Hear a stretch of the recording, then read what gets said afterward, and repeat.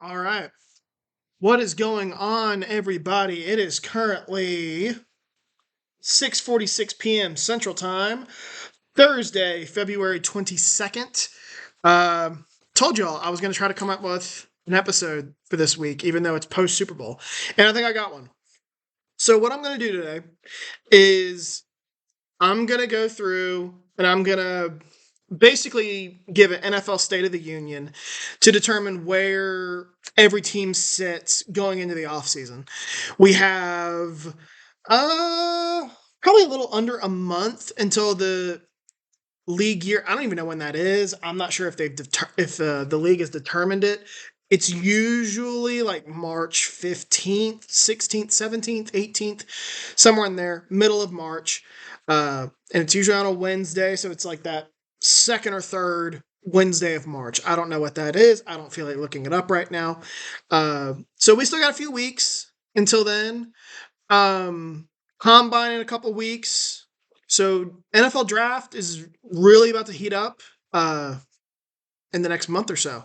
So I've gone through all 32 teams and I've broken them up into four tiers. Tier one is teams that are in Super Bowl or bust windows, and I'll start with them. So tier one is like I said, the Super Bowl or bust window. I have five teams in this, and you can disagree with me that there should be more teams in here.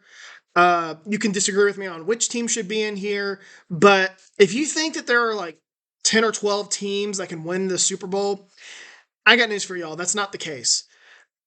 Usually the Super Bowl is in a given year between 4 to 5 teams. Yes, do we have teams sometimes that get hot at the right time? Sure. Who aren't a top five team? Yes. But it's rare. It doesn't happen often. When was the last time it happened?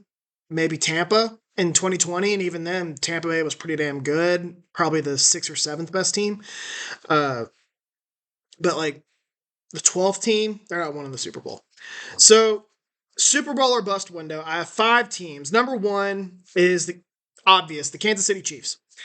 They are the defending champions, back to back defending champions. You know, back to back champions for the first time since 2003, 2004, when the New England Patriots won back to back Super Bowls. And we're in the middle of Kansas City's dynasty. I said it last week. I don't know what's going to stop this team. Patrick Mahomes is the best quarterback in the game right now. Brett Veach, if not a top, Brett Veach might be the top general manager in the NFL. At worst, maybe top five.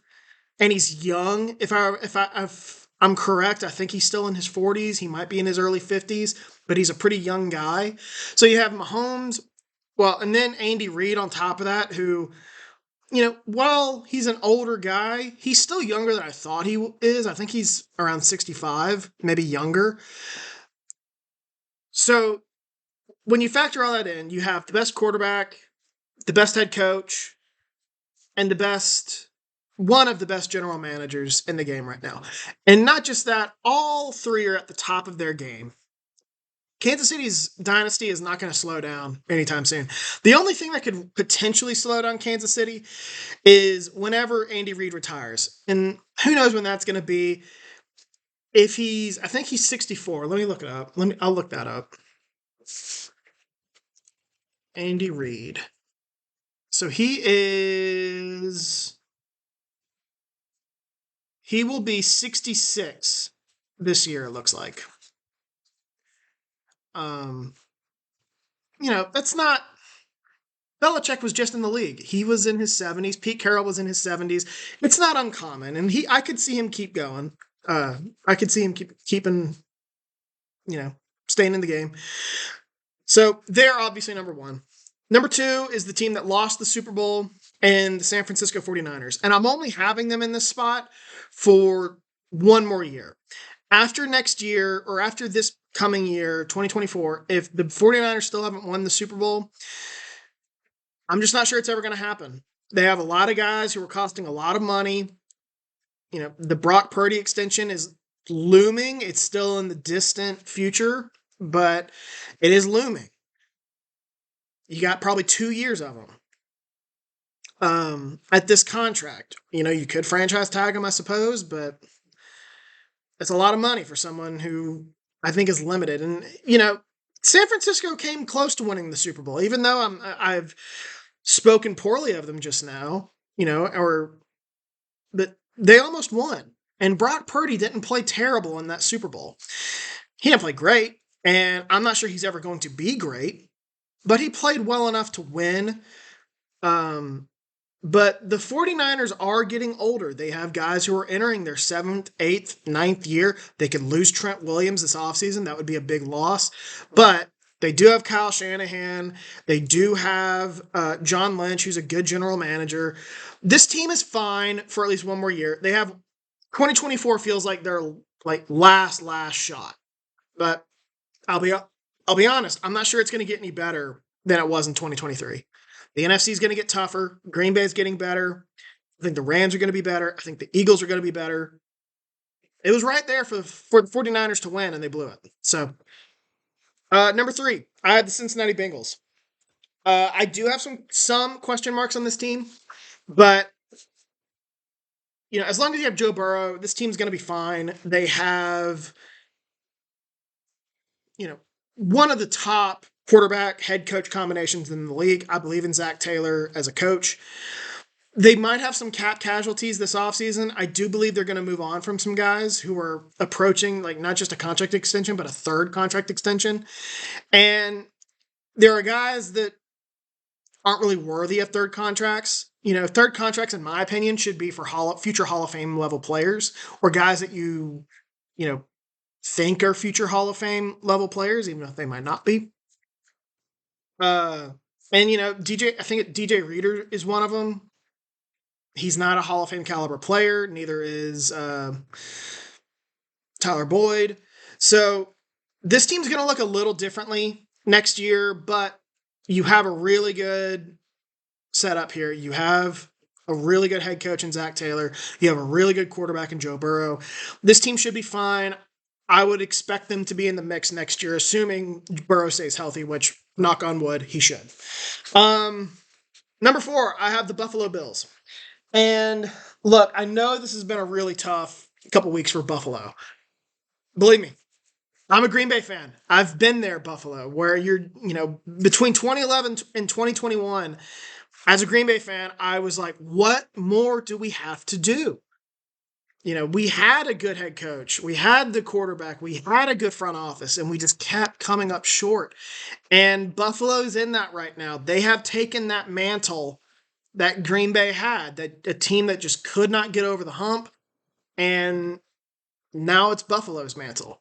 And I don't think, even though Buffalo has, what was that, the third loss to Kansas City in the postseason in recent years, I don't think Buffalo's that far off. Josh Allen's probably the second best quarterback in the game.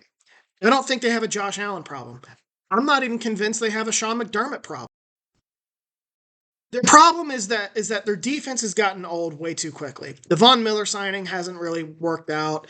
They have some dudes up front who are about to be free agents. Their secondary is getting older, and it's going to be probably depleted this offseason. Jordan Poyer, I think, is about to be free agent, maybe a cap casualty. Micah Hyde's another one. And I don't think Tre'Davious White is up, but they need a corner opposite Trey White. It's been that way for years. They somehow make it work, but they need to get someone opposite of him. This team, even though they have some needs offensively, they really need to revamp their defense. And, if they can, do that, they'll be right there with Kansas City again. And plus, as long as you have Josh Allen, you're going to be in the mix. So I know it's been tough, Buffalo. Hang in there. I believe in you guys. I believe in Josh Allen. I believe in that front office. I believe in Sean McDermott. You're not that far off. Just hang in there. Number 5, and this is the last team in this tier, is the Detroit Lions. I do have some question marks about Detroit. I think this team's going to look a little bit differently next year. They have, I think, 20-some players about to be free agents. Now, not all of them are premier players. Most of them are probably going to be guys they can afford to lose, but this team's not far off. They should have won the NFC Championship against San Francisco.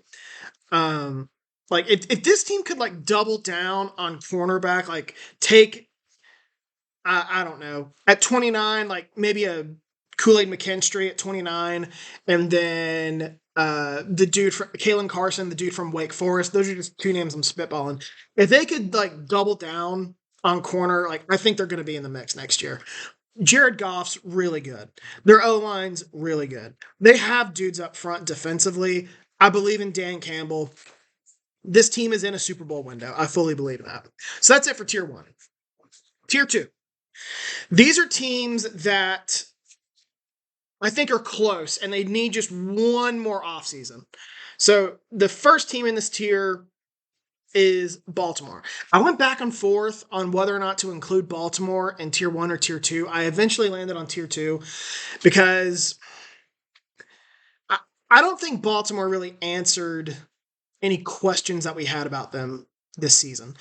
You know, the biggest criticism of Baltimore has been that, you know, Lamar Jackson doesn't play well in the playoffs. And they didn't really answer that. The AFC Championship was not a good game plan. Lamar Jackson did not play well. It was right there for Baltimore to win. Their defense played well. They held Kansas City to 17 points. They had the AFC go through Baltimore. It was right there, and they blew it. Now, they do have some question marks this offseason. They have some guys about to be free agents, but on both sides of the ball. I expect them to move on from a couple guys. I don't know if Odell Beckham Jr. will be one, but if they lose Odell Beckham Jr., and who's the other receiver that they added? It's not Nelson Aguilar, is it? It's, let me look real quick. Baltimore Ravens. Um, it is Nelson Aguilar. Okay. Thought it was. If they move on from both, then you're going to have to look at the wide receiver position through the draft. They could use some help at corner, edge rusher, interior D line, and defensively. But they lost Mike McDonald. You didn't really answer any questions that we already had. But this team's still not far from winning it all. That's why I have them first. Um, they should be right in the mix again in the AFC, but the AFC North is going to be tougher with Joe Burrow being healthy.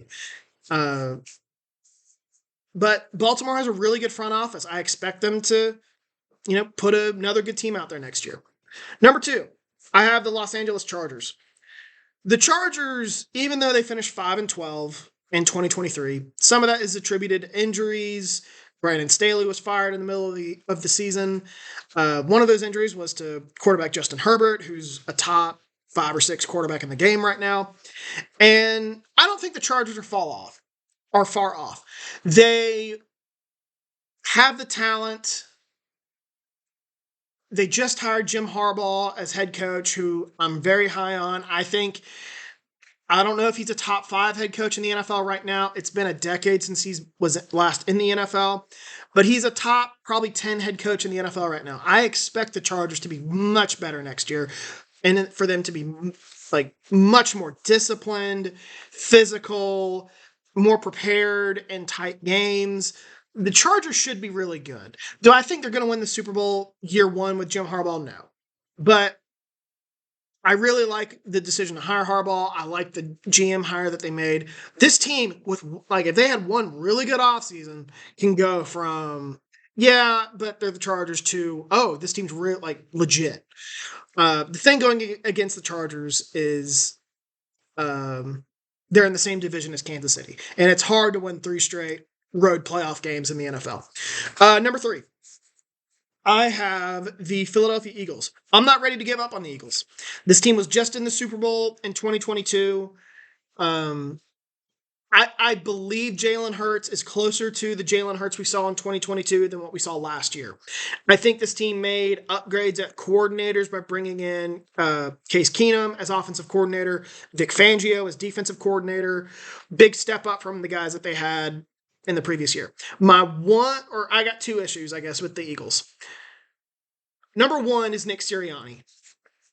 I don't know if Nick Sirianni is the guy. I thought he was in 2022. I thought he was really coming into his own as a coach. He loses Shane Steichen to Indianapolis. He loses Jonathan Gannon to Arizona. All of a sudden, he looks like, caught with his pants down. Even though the team started, like 8-1, and then they finished poorly down the stretch. I'm not sure he's the guy. And he's got to prove me, he's got to show me something this year. I'm still kind of surprised Philadelphia didn't fire him after that loss to Tampa Bay in the playoffs. Philly, I don't want to say acts rashly. That's not really, I wouldn't classify them as that, but they are not afraid to pivot. And they're going to give it one more year. I don't blame them. My other issue with Philadelphia is that I think that they have relied too much on veterans. They probably should have moved on from guys going into 2023, like Fletcher Cox, like I think Brandon Graham was still with the team. Jason Kelsey was another one. Even though I love, Philadelphia loves those guys. I love Jason Kelsey. Like, at some point, you do have to move on from these older players. They tried to win another Super Bowl with them. I don't blame them, but that probably was one of the reasons that for their downfall in 2023. But with that said, I'm not ready to give up on them. I still think this team is really good. I still think that they are the best team in the NFC East. I still think Jalen Hurts is an MVP caliber, MVP winning level quarterback. I think Philly's going to be fine. They have a good front office. They should be fine. One really good offseason. Philly should be right back in the mix. Number 4, I have my Green Bay Packers. Any criticism of Green Bay is probably warranted. A team of a bunch of young players. Do they have a slump? And some of them rookies.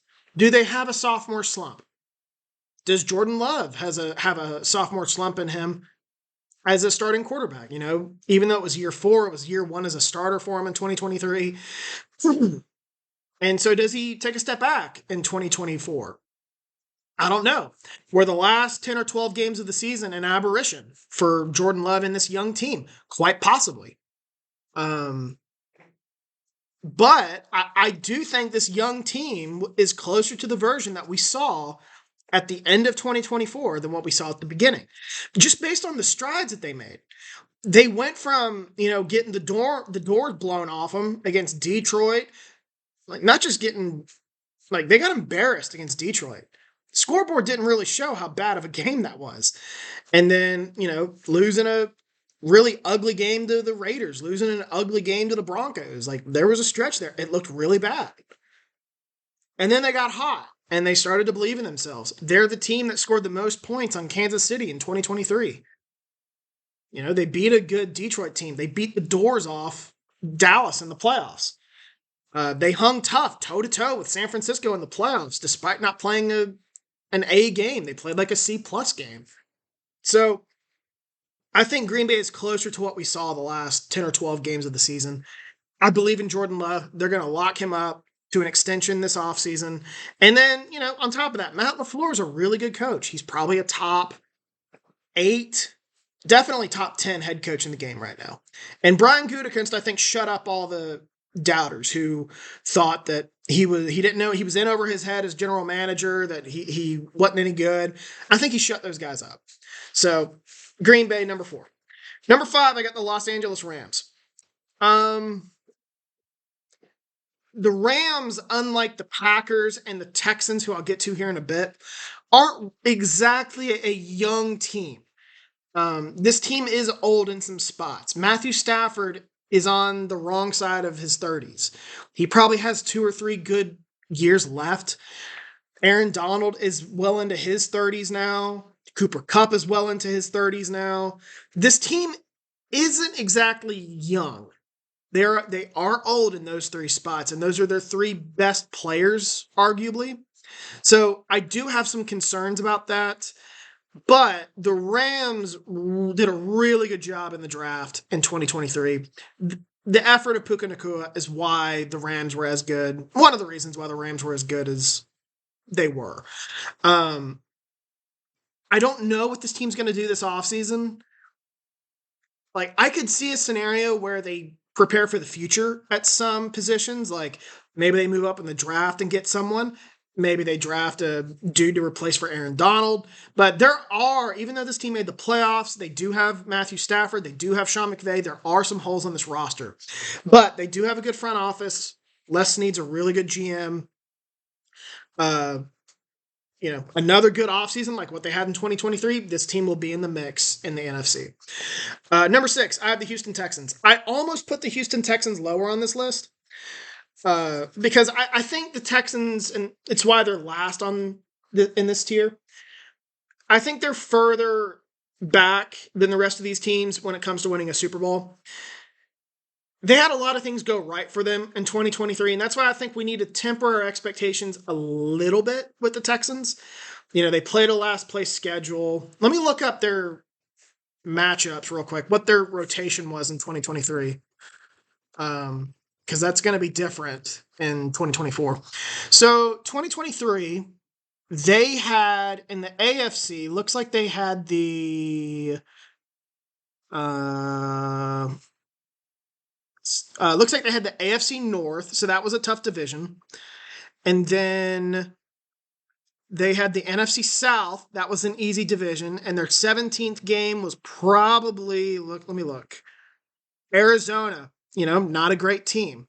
So this is going to change. And then on top of that, they played 2 last place teams from the previous year and probably the Jets, and I don't know who the other team would be, but that's going to change. Next year in 2024, they're not going to get a last place schedule. They're going to get a first place schedule. So that means, I don't know what their rotation is, but they're going to play, guaranteed, the Bills or the Ravens or the Chiefs. And they're going to play the entire division. It won't be the North because I just said they played the North in 2023. So it's going to be either the AFC East or the AFC West. And the West is pretty tough. Let me look real quick. Who do they match up with next year? Next year, they have the AFC East, so that does benefit them. AFC East is not that tough. But they do have to play the Ravens, they do have to play the Chiefs, and their interconference matchup is the NFC North. Not exactly an easy division. I think the NFC North might be the toughest division in the NFC. Might be. I don't know if it is. And then Dallas is the other one. That game's on the road. So they're going to have a very difficult schedule next year. But I will say this. I do think they have something special with CJ Stroud and DeMeco Ryans. This team, though, unlike the Packers or even the Rams, maybe, this team, like the Packers were young, but they were there in terms of talent. Like they went toe-to-toe with San Francisco. The Packers just needed more seasoning. They needed another year of experience. The Texans aren't really there. The Texans need one more class. Like they need another batch of players to come in to help this roster. Because as we saw in the playoffs, like they're still a ways back from even Baltimore. But I do believe in CJ Stroud. I do believe in DeMeco Ryans. The only reason I didn't put them in tier 3 was because if I put them in tier 3, I felt like I'd also put Green Bay in tier 3, and I don't think Green Bay is in tier 3. I think Green Bay's in tier 2. So I put Houston in tier 2. So Houston, bright future, temper expectations a little bit. Progress isn't always linear in the NFL. The same goes for Green Bay and the Rams. I could see a scenario like just because you make the playoffs and make it to the divisional round if you're the Texans, and this same goes for the Packers, but specifically the Texans, just because you make the divisional round doesn't mean you're going to go to the AFC Championship the next year. Doesn't even guarantee you go to the playoffs.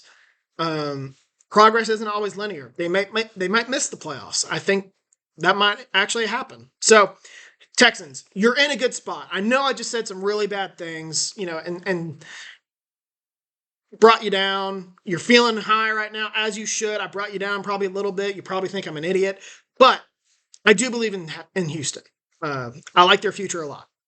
So, moving on. I'm going to take a sip of water real quick. All right, moving on. Tier 3. This tier I've just labeled as uncertain. I'm sorry, uncertainty. And uncertainty means a variety of things. It could mean like you're one position away. It could mean you're one position away, specifically quarterback or head coach, or I don't really know what you are. You might be good, you might be bad. I don't really know. So, and that's quite a gap between those two sides of the spectrum. So, uncertainty. I've even broke this tier down into 5 tiers. And this is the longest tier. There are 1, 2, 3, 4, 5, 6, 7, 8, 9, 10, 11, 12, 13, 14, 15, 16, 17 teams in this tier. So I'm going to start with the first mini tier here, and this is just teams that need a better quarterback. This is not a long list. It's the Dallas Cowboys and the Miami Dolphins. I'll talk about both of these teams because they're kind of in the same boat. This team, I'm just to the point with both of these teams. I'm not convinced another good offseason is going to get them any closer to a Super Bowl. Dallas has reached its ceiling with its core. Same with Miami. I said that a couple weeks ago. These teams have reached their ceilings with their quarterbacks, their head coaches. I don't know about core, especially in Dallas. Miami's core, probably. But I don't know. I like Dallas's core a little bit better than Miami's. But Dallas likely isn't winning a Super Bowl with Dak Prescott, just like Miami likely isn't winning a Super Bowl with Tua Tagovailoa. Dallas, I watched that playoff game against Green Bay. It was clear, like Dak has been in the league for, going on a decade now. I think he's a top 10 quarterback. He was significantly outplayed by Jordan Love in that playoff game. And it was clear, Jordan Love's already better than him in terms of talent. You can talk to me about accomplished all you want. Tell me all the Pro Bowls Dak's been to. He has more playoff wins, even though wins aren't a stat, but whatever. You can tell me that all you want, but my eyes said Jordan Love's better right now. He passed the eye test. He has more talent. And Dak's just limited physically. And I said it earlier. You're likely not winning a Super Bowl with a limited quarterback. You need a great roster. And even if you have a great roster, you still have a ways to go. Look at the Super Bowl. No team, I don't think there's been a team that has come closer to having like as good of a roster as you can and being average at the quarterback position, maybe slightly above average, than the 49ers. And the 49ers lost because they don't have Patrick Mahomes. That's basically what it comes down to. And Dallas, I just don't think's ever going to get there with this core. Same with Miami, especially Miami. Because Tua, he's limited physically. He can't throw the ball down it's not that he can't throw the ball down the field. He struggles in cold weather. And he also can't throw the ball down the field. He doesn't have a great arm. He's limited physically. He's not very big. He's not very mobile. He struggled to stay healthy. And then he's also played poorly in poor weather. Look at that playoff game against Kansas City. Mahomes didn't play great, but he played well enough to win in the cold. He's used to it. You know who's not? Tua.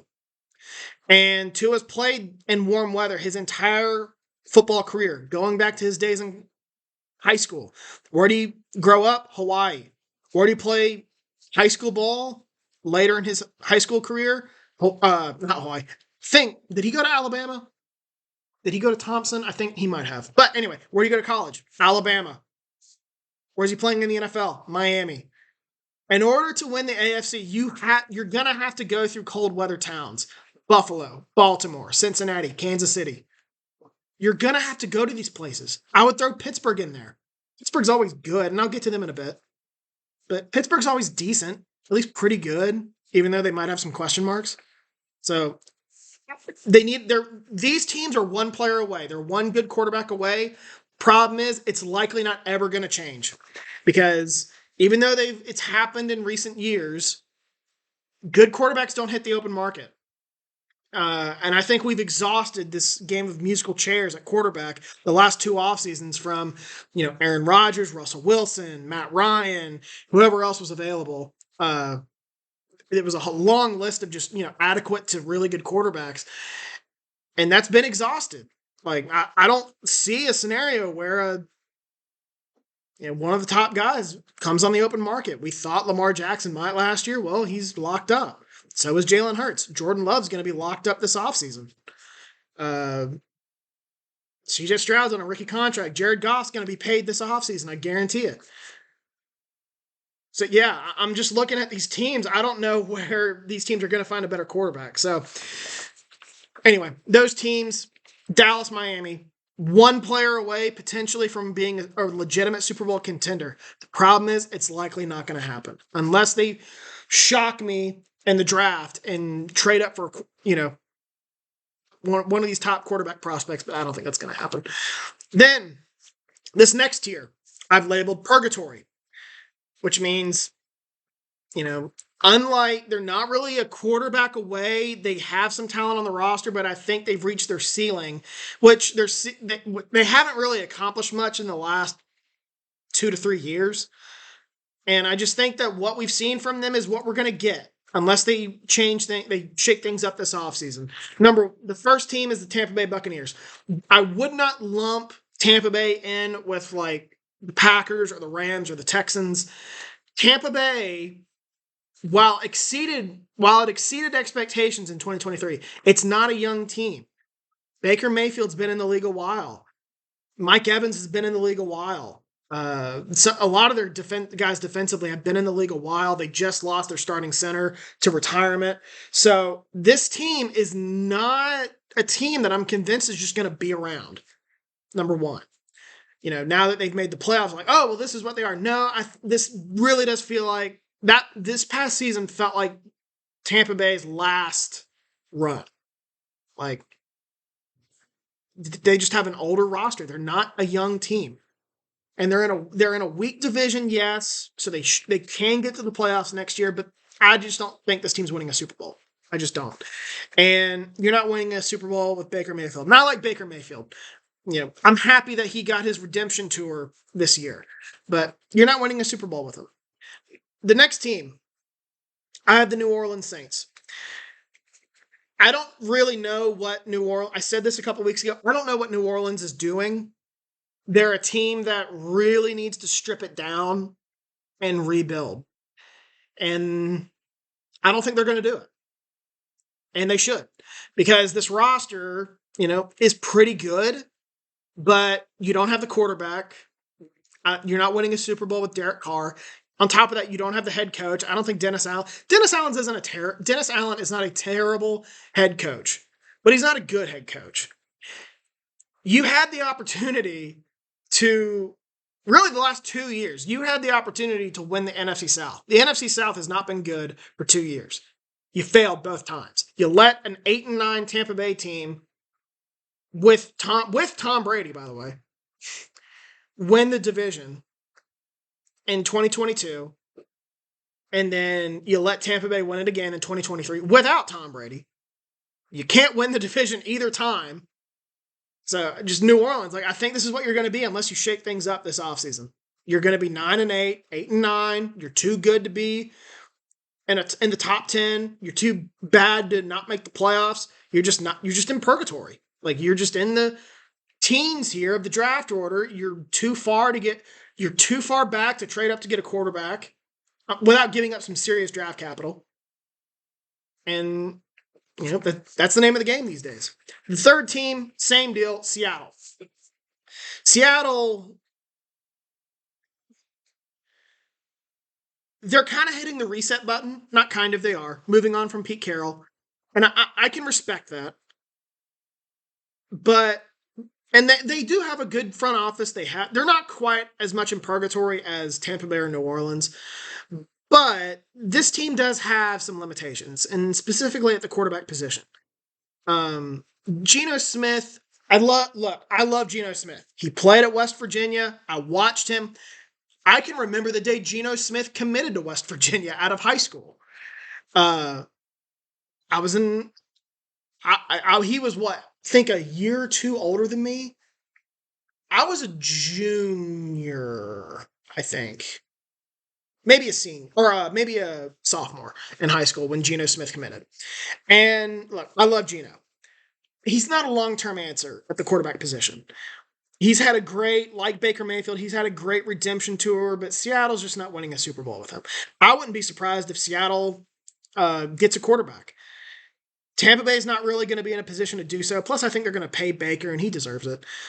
New Orleans, I don't think so. New Orleans thinks it's in a Super Bowl window, and it's not. Seattle, though, I think could trade up for a quarterback. Like, I would keep an eye on Seattle. But this roster is in a decent spot. They have some holes to fill, but this roster is not far off. I like Seattle a little bit more than Tampa, New Orleans. But they do have a rookie head coach. I don't know what Mike Macdonald's going to do. But until I see otherwise, I think this is what Seattle's going to be. About 9-8. So, the next tier is, I've just labeled it, I need to see more. And I have 4 teams. The first team is Indianapolis. I really like the direction Indianapolis is heading in. They're not quite the Texans or the Packers.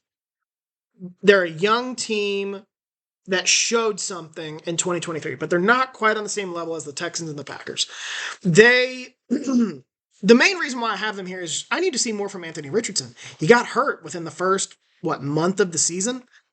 And I don't really know what they have. I think they have something in him. I liked what I saw from him the first 4, 5, 6 games of the season, but we don't know what he is.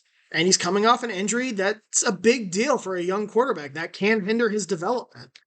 But Shane Steichen, I think, really proved himself as a head coach. They almost made the playoffs, despite having Gardner Minshew at quarterback. And I like Gardner Minshew, but I think this team isn't that far off from being competitive. They're in a winnable division. They should be competitive in 2023. But in terms of winning a Super Bowl, I got to see more from Anthony Richardson. I can't just base, whether or not they can win a Super Bowl on how Shane Steichen performed as a head coach. It does come down to your quarterback position. And I don't really know what Indianapolis has. The next team is Cleveland. It's kind of in the same boat as Indianapolis.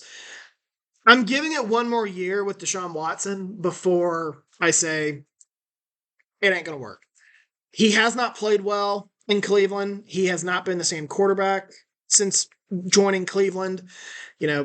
I would have argued 8 years ago he was a top, well, maybe not 8 because he would have been a rookie, but 5 years ago he was a top 5 or 6 quarterback in the game. And right now I'm not even sure he's a top 16 quarterback in the game. He hasn't played well. Cleveland isn't far from being competitive. They have a really good roster. Kevin Stefanski is a competent head coach. I think they have a good front office, but it comes down to quarterback.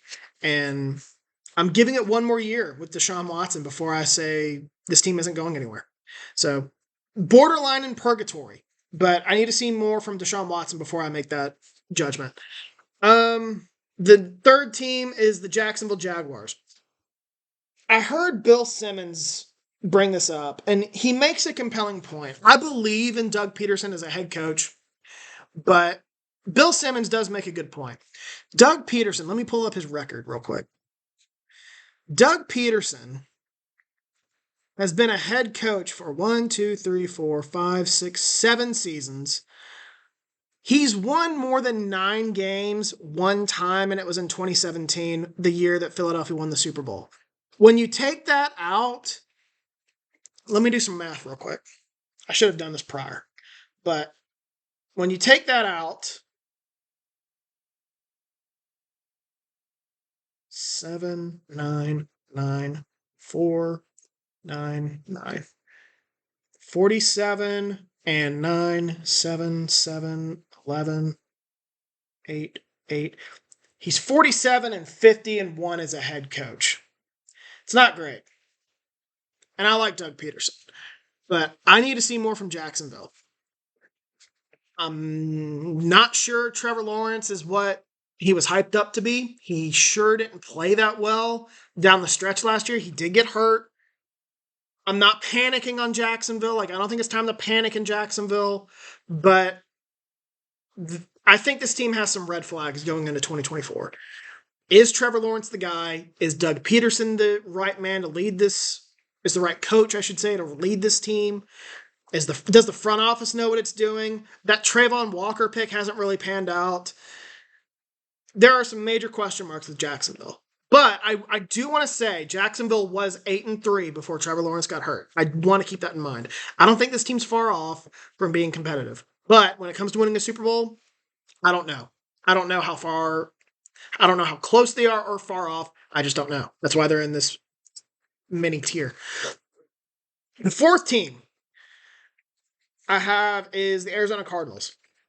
Arizona is not a cellar dweller, even though they finished last in the NFC West. They were very competitive. I was really impressed with Arizona. They were really competitive. I liked what I saw from Jonathan Gannon. They played hard for Jonathan Gannon. And I didn't like the Jonathan Gannon hire. I didn't think he was ready to be a head coach. This team's not far off, though, from being competitive. I would argue you might put them in tier 2, but tier 2 I felt like are teams that aren't far from winning a Super Bowl. Arizona's far from winning a Super Bowl, but they're not far from being a playoff team in the NFC. That's why I didn't put them in tier 2. But they don't really need a better quarterback. Kyler Murray is one of the top 10 or 12 quarterbacks in the game. They're not really in purgatory because I don't think they've scratched the surface of what this team can do because it was young. It was a first-year head coach. Thought Kyler Murray really grew up. Seemed like he grew up in the last year. I like this front office. I think Arizona's in a really good spot, and they should be excited about the future. But I need to see more. So that wraps up that tier. The next tier is I just labeled lots of questions.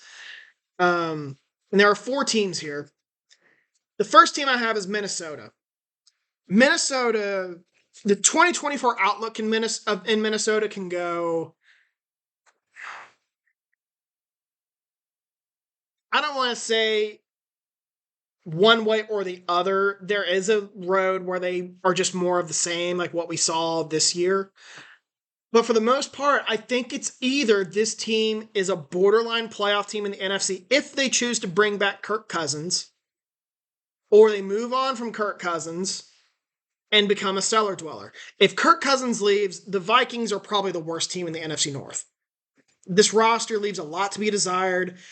Name 5 good players on the Vikings that aren't named Kirk Cousins, Justin Jefferson, Danielle Hunter, Jordan Addison. Like, name 5.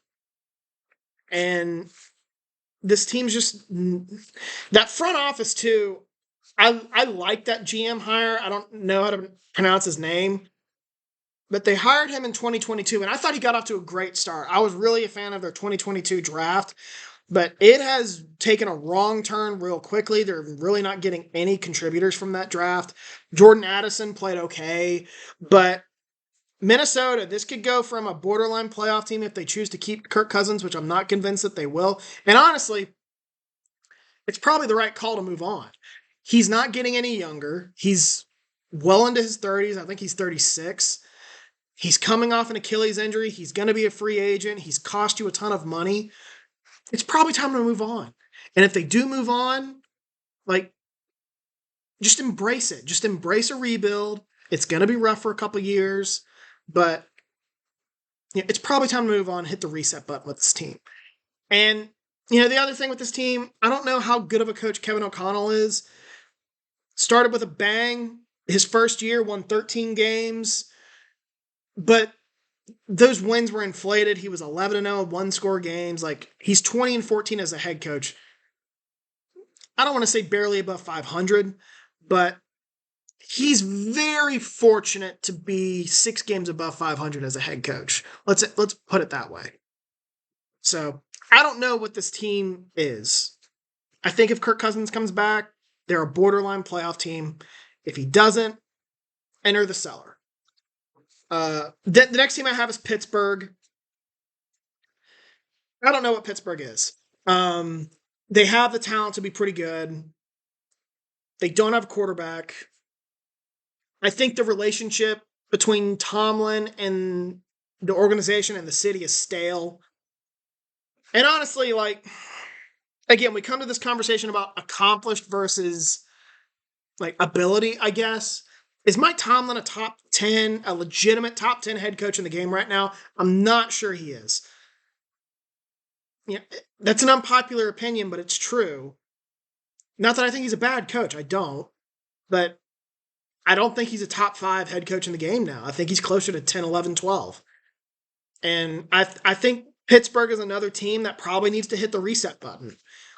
I'm a little surprised they didn't move on from Mike Tomlin. I don't blame them for not doing so, though. But this Kenny Pickett era is off to a bad start. He has not played well.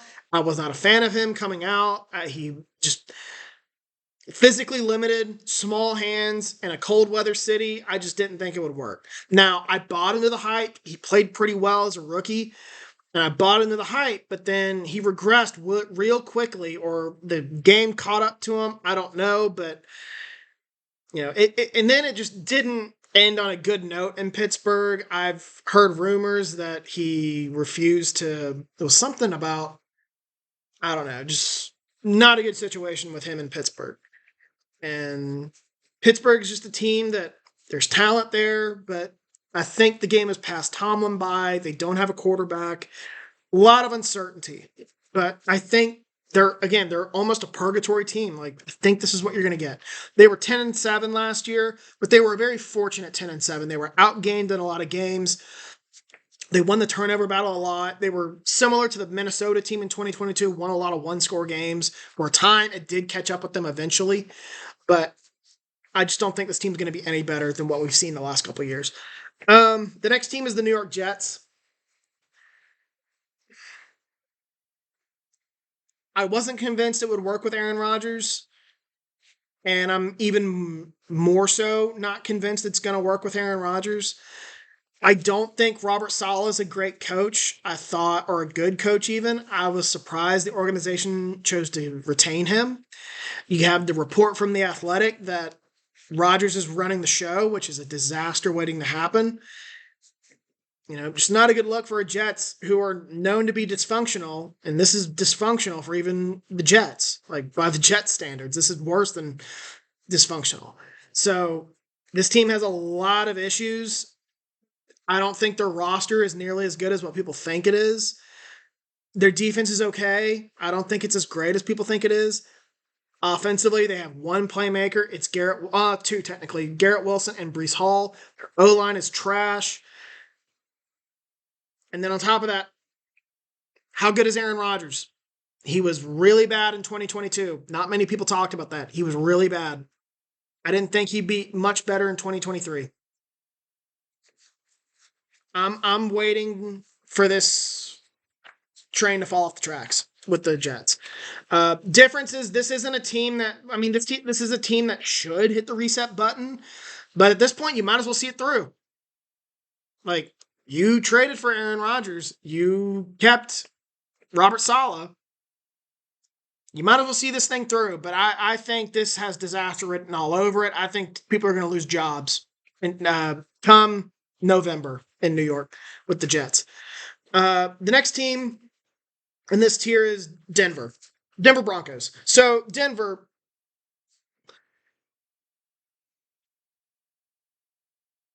can they be competitive without Russell Wilson? I don't know. All signs seem to point that they're going to release Russell Wilson this offseason, and that really changes things with this team. They don't, unlike the Packers, or some other team, they don't have a plan in place for someone to take over for Russell Wilson. So if they release him, you're down to what? Jarrett Stidham? Not great. And by releasing Russell Wilson, you put yourself in financial hell because he's owed a lot of money. So, yeah, Justin Fields might enter the open market, or Kirk Cousins might enter the open market, but you don't have the money for Kirk Cousins. I don't think you do anyway. Maybe you do.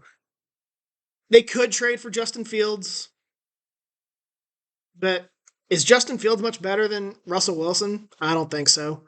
Is he better? Maybe. Yeah, maybe. That much better? I don't think so. So then I look at the rest of this roster. It's kind of mediocre. O-line,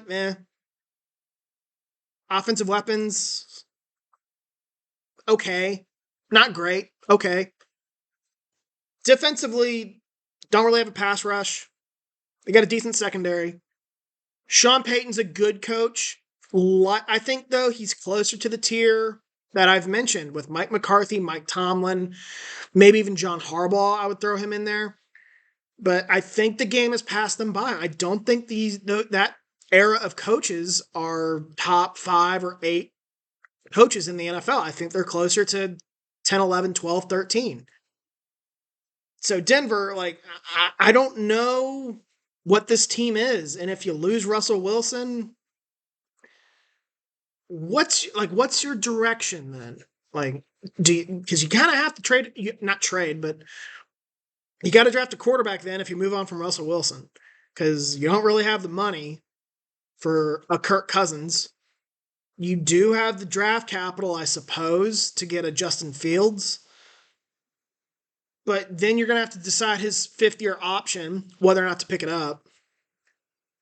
Just a lot of questions then become, or a lot of questions come up if you choose to move on from Russell Wilson. And if you do, you know, I just don't know what this team is. And that's why that trade for Russell Wilson is looking like one of the worst in NFL history. So, next year, I have this labeled as shown some good things, but still not in great shape. I'm starting with the New York Giants. This team was just 2 years ago. Last year. How times have changed. Last year we were saying how bright of a future the Giants had, and how Brian Daboll was the coach of the year, and how they had a great coach, and they were going to sign Daniel Jones, and they were going to retain this team that went to the playoffs and won a playoff game, and how things were looking up. And now, how the turntables have turned. I think they would like to have that Daniel Jones contract back, if I were to guess. I don't know if they're going to keep Saquon Barkley. And then on top of that, this roster's not great. I said it last year. This roster's not great. O-line's still meh. I've lost the word is escaping me, but if you called it meh, I think that's generous. Defensively, they were good last year, but you lose Wink Martindale. You have some less than flattering reports coming out about Brian Daboll. Like, the Giants could be a mess. And I'm curious to see what this team does this offseason, how it treats Daniel Jones, because, again, I don't think the Giants are the team we saw in 2022. I said that in 2022. I said it going into last year. I didn't think the Giants were that good in 2022. They won 8 of their 9 wins in 2022 were by 1 score. And yeah, they finished 6-11, but some of that was because Daniel Jones got hurt. But a lot of questions this offseason. And like I said, they've shown some good things, but I don't think this team's in great shape. I think, they've been passed over in the NFC. I think the Packers are much better. I think the Rams are much better. The Bucks and the Saints are much better. Like, this team is not in a good spot necessarily in the NFC. And the NFC is a weaker conference. So, next team I have is the Chicago Bears. They finished 7-10 last year. I don't think their roster's terrible, but I think their 7-10 record is inflated. Most of their wins were against teams like Atlanta and Arizona. Bad teams. They caught some breaks in the schedule. I think this team's going to move on from Justin Fields. They're going to get Caleb Williams. You're going to hear a whole lot of hype about the Bears. But the Bears, I don't think they've handled the offseason well so far. They should have moved on from Matt Eberflus, in my opinion. And I don't think he's a bad head coach. He did some good things in 2023. But, are you sure he's the guy? Because you're clearly, in my opinion, going to not enter rebuild, but hit the reset button at quarterback again. Like, it's just the right time to hit the reset button as head coach, too. Give your young rookie quarterback, which I assume is going to be Caleb Williams, an offensive-minded head coach to help your development. And what does Chicago do? It chooses to bring back Eberflus, a defensive-minded head coach. Now, I do like the Shane Waldron hire as offensive coordinator, but this team showed some promise last year. I think some of that was inflated. I still think this team is quite a bit a ways from being competitive. If the season started tomorrow, I would still pick the Bears to finish last in the NFC North.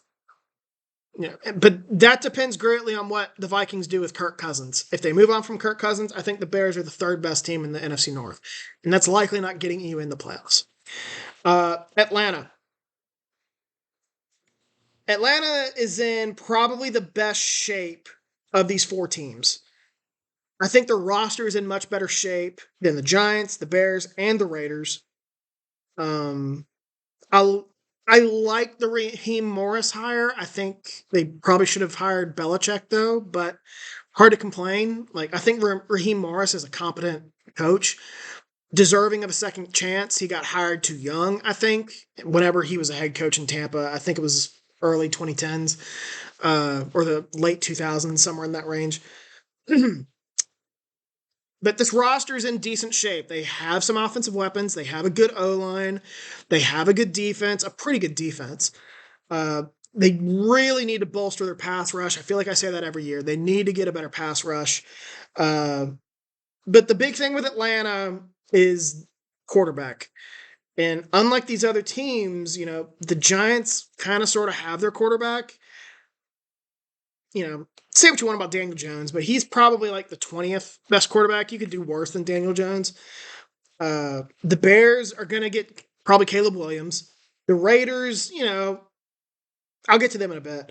But Falcons probably have the worst quarterback situation of these four teams. You can't trot out Desmond Ridder next year.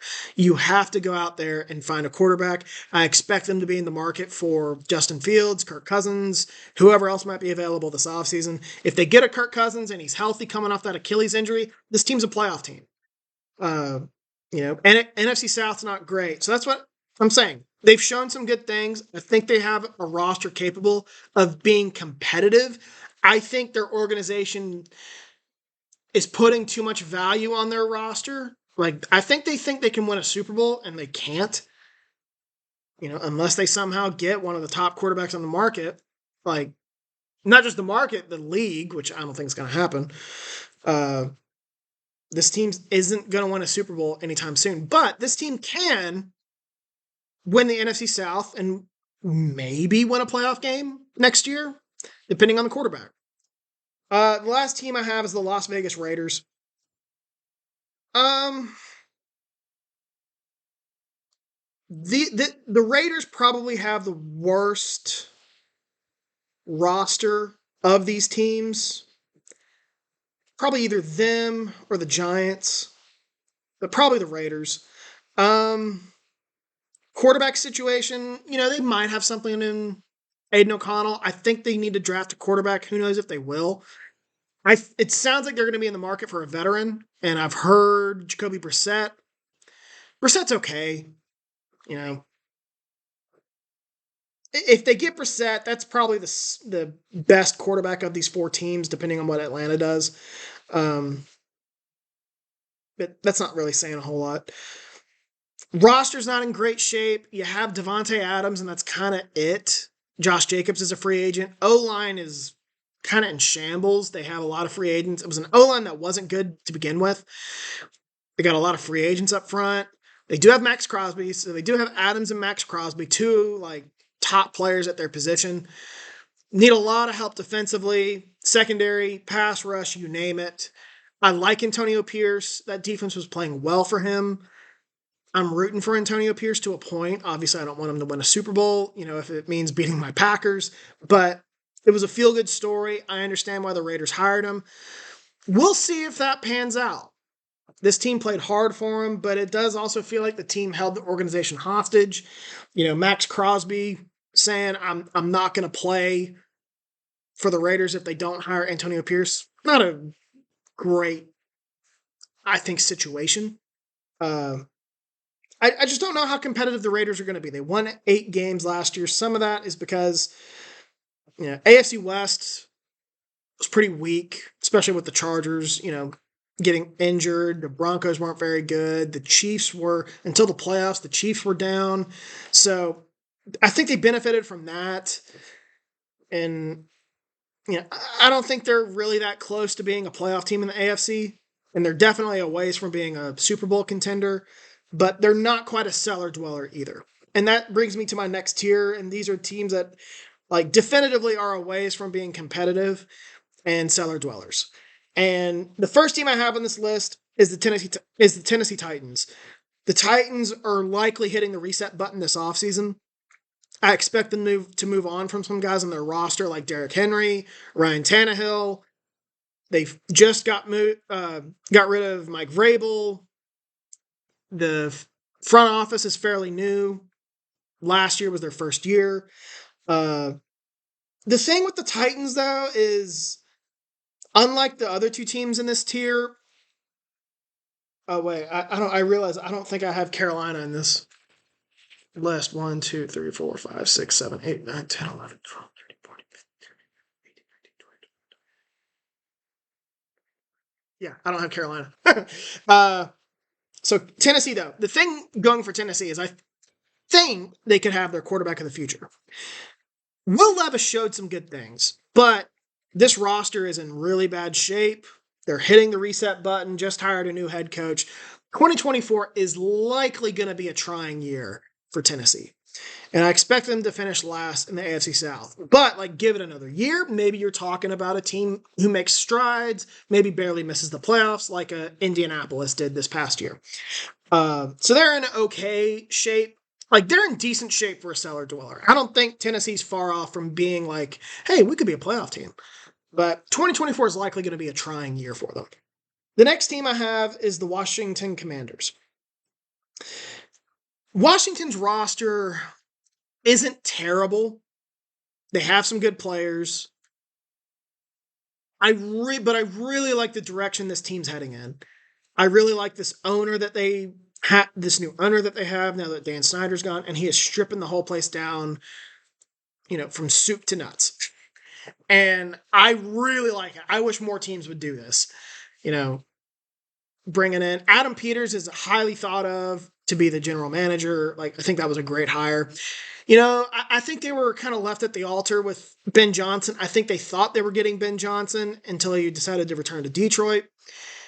But all things considered, I don't think Dan Quinn's a terrible hire. Like, sure, he didn't have much success in Atlanta, host Kyle Shanahan, but he did make the playoffs one time. And the team was fighting hard for him. I think the front office let him down in Atlanta more than he let the team down.